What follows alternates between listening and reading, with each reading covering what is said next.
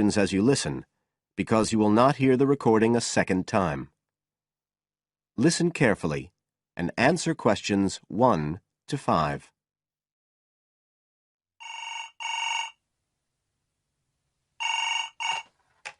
Hello? Oh, hello. I'm ringing about the advertisement in yesterday's newspaper. The one for the bookcases. Can you tell me if they're still available? We've sold one, but we still have 2 available. Right. Can you tell me a bit about them? Sure. What do you want to know? Well, I'm looking for something to fit in my study. Well, I'm not too worried about the height, but the width's quite important. Can you tell me how wide each of them is? They're both exactly the same size. Let me see, I've got the details written down somewhere. Yes, so they're both 75 centimetres wide and 180 centimetres high. Okay, fine. That should fit in okay. And I don't want anything that looks too severe. Not made of metal, for example. I was really looking for something made of wood. That's all right. They are, both of them. So, are they both the same price as well? No, the first bookcase is quite a bit cheaper. It's just £15. We paid £60 for it just 5 years ago, so it's very good value. It's in perfectly good condition. Well, they're both in very good condition, in fact. But the first one isn't the same quality as the other one. It's a good, sturdy bookcase. It used to be in my son's room, but it could do with a fresh coat of paint. Oh, it's painted. Yes, it's cream at present. But as I say, you could easily change that if you wanted, to fit in with your colour scheme. Yes, I'd probably paint it white if I got it. Let's see, what else? How many shelves has it got? 6. 2 of them are fixed, and the other 4 are adjustable, so you can shift them up and down according to the sizes of your books. Right, fine. Well, that certainly sounds like a possibility.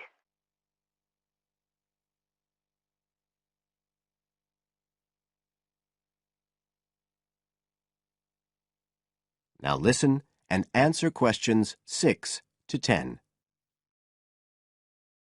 But the second one's a lovely bookcase too. That's not painted, it's just the natural wood colour, dark brown. It was my grandmother's, and I think she bought it sometime in the 1930s, so I'd say it must be getting on for 80 years old. So it's very good quality. They don't make them like that nowadays. And you said it's the same dimensions as the first one? Yes, and it's got the 6 shelves. But it also has a cupboard at the bottom that's really useful for keeping odds and ends in. Right. Oh, and I nearly forgot to say, the other thing about it is it's got glass doors, so the books are all kept out of the dust. So it's really good value for the money. I'm really sorry to be selling it, but we just don't have the room for it. So what are you asking for that one? £95. It's quite a bit more, but it's a lovely piece of furniture. A real heirloom. Yes. All the same, it's a lot more than I wanted to pay. I didn't really want to go above 30 or 40. Anyway, the first one sounds fine for what I need. Just as you like. So, is it all right if I come round and have a look this evening? Then, if it's okay, I can take it away with me. Of course. So you'll be coming by car, will you? I've got a friend with a van, so I'll get him to bring me round. If you can just give me the details of where you live. Sure. I'm Mrs. Blake. Blake. That's right. And the address is 41 Oak Rise. That's in Stanton. Okay. So I'll be coming from the town centre. Can you give me an idea of where you are? Yes. You know the road that goes out towards the university? Yes. Well, you take that road and you go on till you get to a roundabout. Go straight on, then Oak Rise is the first road to the right. Out towards the university, past the roundabout, first left. First right. And we're at the end of the road. Got it. So I'll be round at about 7, if that's all right. Oh, and my name's Connor. Connor Field. Fine. I'll see you then, Connor. Goodbye. Goodbye.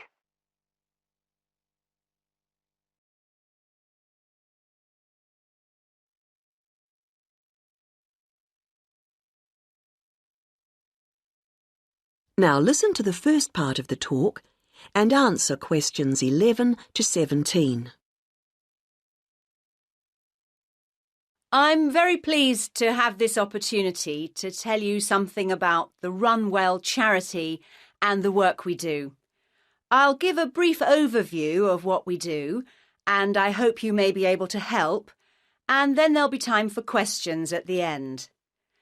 Runwell's founder, Mike Hughes, took up long-distance running in 1987, raising money by doing sponsored half marathons, and in 1992 established the charity as we know it today.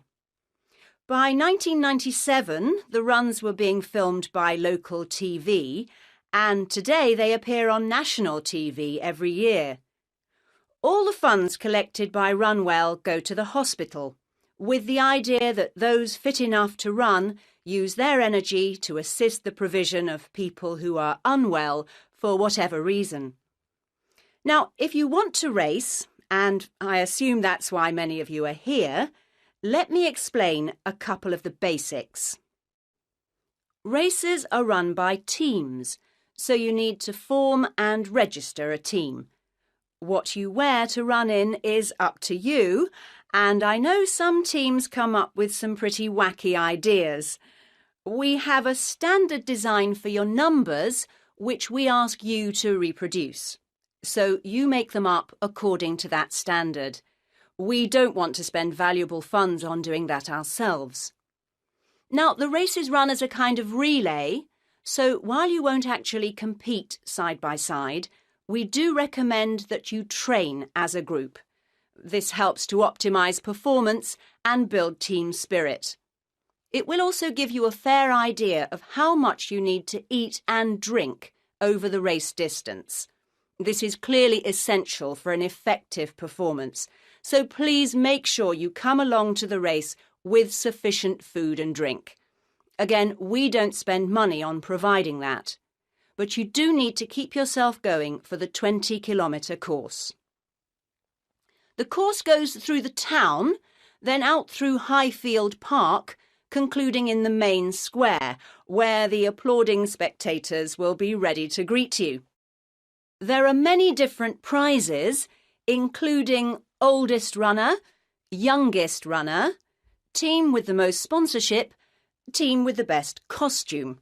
That one's donated by Zoom Fashions. The Mayor will introduce the Minister for Health, who will hand over each prize to the winners, and then the hospital president will make a short speech.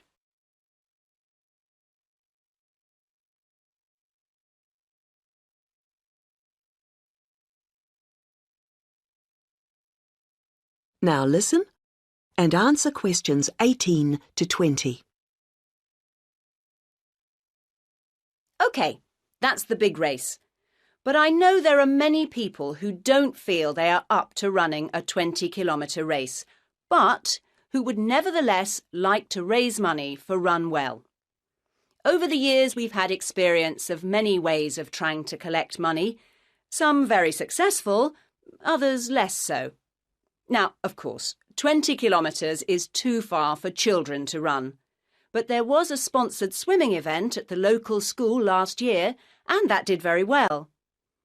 People have also tried to organise food-based events, such as selling homemade cakes and bread and so on at the market.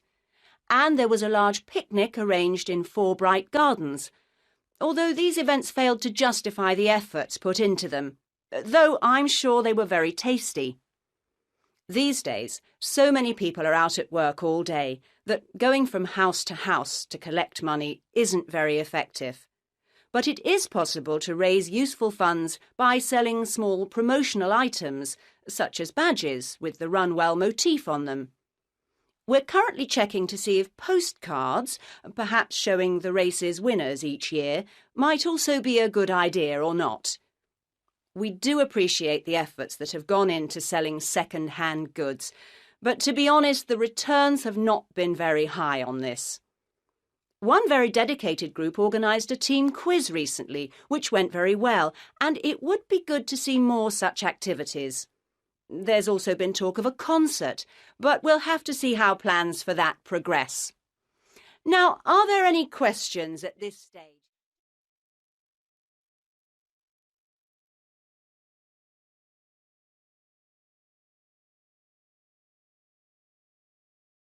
Now listen carefully and answer questions 21 to 25. Welcome to Orientation Week. Today I am here with the captain of our school's women's gymnastics team. Her name is Elizabeth Rain, and she is a fourth-year student. I hope you can all see her as an example of a responsible student and athlete, a role model for everyone. Hi, Elizabeth. Thank you for stopping by our Orientation Week. Thank you for having me. Welcome to our university, everyone. If there are any of you thinking about joining our school's athletic program, I would strongly encourage you to do it. Being a part of the gymnastics team has been one of my best experiences during my time at this school. It has taught me so much about teamwork and friendship, and has even taught me how to improve my academics by prioritizing my time. I have some questions that I am sure the students will want to know the answers to as well. First of all, how did you find the time to do well in classes as well as train for gymnastics? Prioritizing is the key. You must be very organized. Every day I wake up and I know what I must do for the day. I plan things in order of importance. For example, if today I have a competition for gymnastics in the afternoon, then I know I have to finish my homework and studying in the morning. In other words, keeping an organized schedule of your priorities is very important. Can you explain to the students a little bit about your study habits? Well, I usually try to take classes that I'm interested in. This way, I have no excuse not to study because I chose the classes out of my own preference.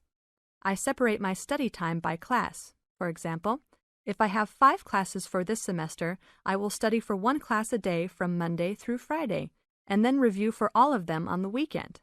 I won't try and study for all 5 of my classes at one time. It is too hard to do that, to remember everything and not feel like you are going crazy. It is very important to focus the time that you set aside for studying. I do not study with the television on. I try to keep away from all distractions, because I find that I learn better that way. But of course, how each individual will study depends on each person.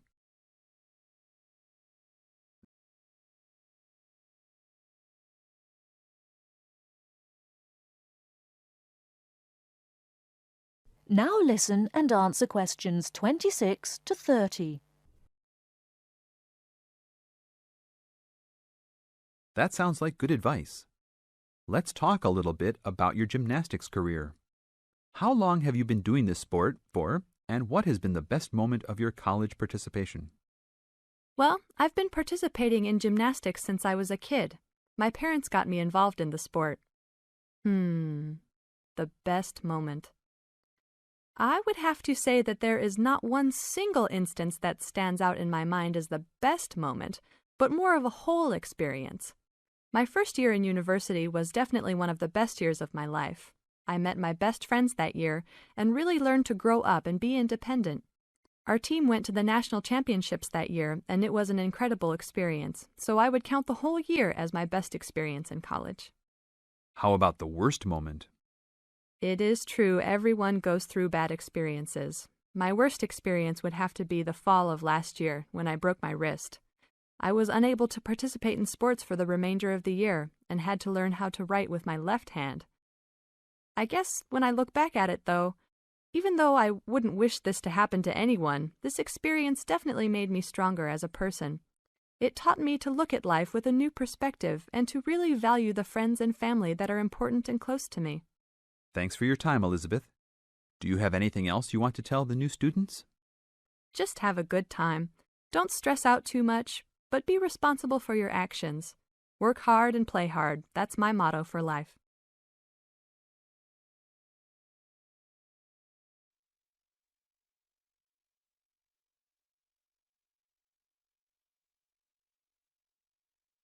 Now listen carefully and answer questions 31 to 40. Last week we looked at some general principles associated with marketing, and today I'd like to look at some of those points in a little more detail. So, what is marketing? Or put another way, what does the term marketing mean? Many people think of it simply as the process of selling and advertising, and this is hardly surprising when every day we are bombarded with television adverts, mail shots, and telephone sales. But selling and advertising are only two functions of marketing. In fact, marketing, more than any other business function, deals with customers. So perhaps the simplest definition is this one. Marketing is the delivery of customer value and satisfaction at a profit.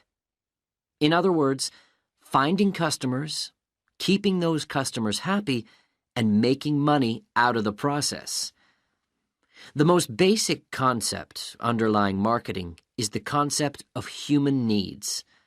These include basic physical needs for things like food, as well as warmth and safety.